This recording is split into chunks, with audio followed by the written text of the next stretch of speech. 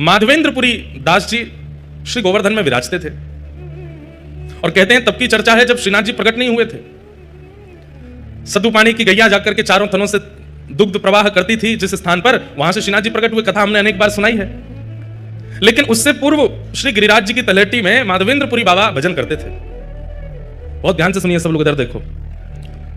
तब उन माधवेंद्रपुरी दास जी को एक छोटे से गोपाल जी, एक छोटे से ब्रजवासी बालक को रूप धारण करके आते और आकर के उनके सामने बैठ के दर्शन लाभ लेते।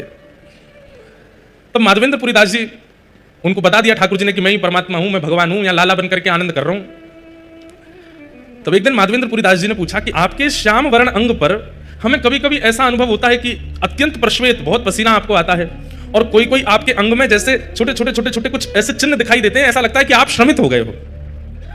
तो श्रीनाथ जी बोले, मैं यहां गिरिराज पर्वत में विराजूं भीतर, दोपहरिया में बहुत जोर से धूप पड़े और वह धूप के कारण मुझको बहुत जोर से गर्मी लगे, मेरे सर्वांगीण अंग में बड़ी उष्णता है जाए, कहीं कहीं छाले पड़ जाए, मैं जोर से जल जाऊं। वैसे तो मुझको दूध को अभिषेक किया जाए, मुझको दूध पिवायो जाए, मुझको 56 भोग परवाए जाए, पंचामृत अभिषेक तो मेरा आनंद किया जाए, पर वासे नैकात देर के काजे तो सुख मिले, लेकिन फिर तो ये पीड़ा हेन लग जाए। माधवेंद्रपुरी दास जी बोले, तो भगवान आज्ञा करो, आपकी ये पीड़ा हमेशा के लिए दूर कैसे होगी?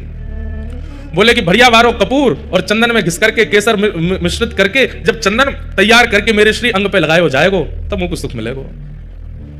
तो माधवेंद्रपुरी दास जी बोले, तो मैं चंदन तैयार कर देता हूं। बोले कि ना, ऐसा वैसा चंदन नहीं, अब लगाओ तो फिर बढ़िया वारो लगाओ। बोले बढ़िया वारो चंदन कहां मिलेगा वो बताओ। बोले सबसे बढ़िया कपूर मिले चक्र तीर्थ में, जगन्नाथपुरी, और सबसे बढ़िया मलय चंदन, मलियागिरी चंदन भी कहां मिले? बोले जगन्नाथपुरी में।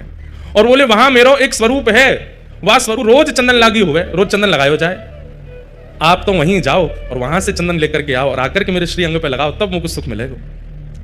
तो माधवेंद्रपुरी दास जी श्रीनाथ जी की आज्ञा प्राप्त करके निकले हैं नीलाचल धाम के लिए। चलते चलते बालासुर पहुंचे, वहीं पर खीर चोरा गोपीनाथ, इनका पहले नाम केवल गोपीनाथ ही था। खीर चोरा तो माधवेंद्रपुरी दास जी के आने के बाद पड़ गया।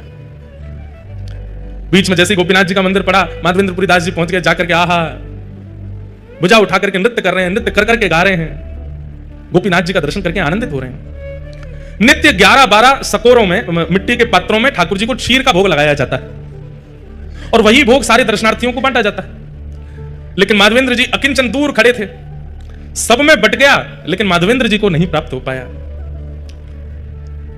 आप 3-4 दिन से भूखे प्यासे और थे और आपका एक स्वभाव और था। उनका नियम है कि वो अयाचक हैं, भूख लगेगी प्यास लगेगी लेकिन मांगेंगे नहीं, कोई स्वयं दे जाए तो छोड़ेंगे नहीं तो पालेंगे। वही माधवेंद्रपुरी दास जी भूखे तो थे लेकिन गोपीनाथ जी का दर्शन करके नृत्य कर रहे थे, पुजारी जी सबको बांट रहे थे, लेकिन माधवेंद्रपुरी दास जी पीछे खड़े, तब तक पहुंचे तो सारा भोग बट गया।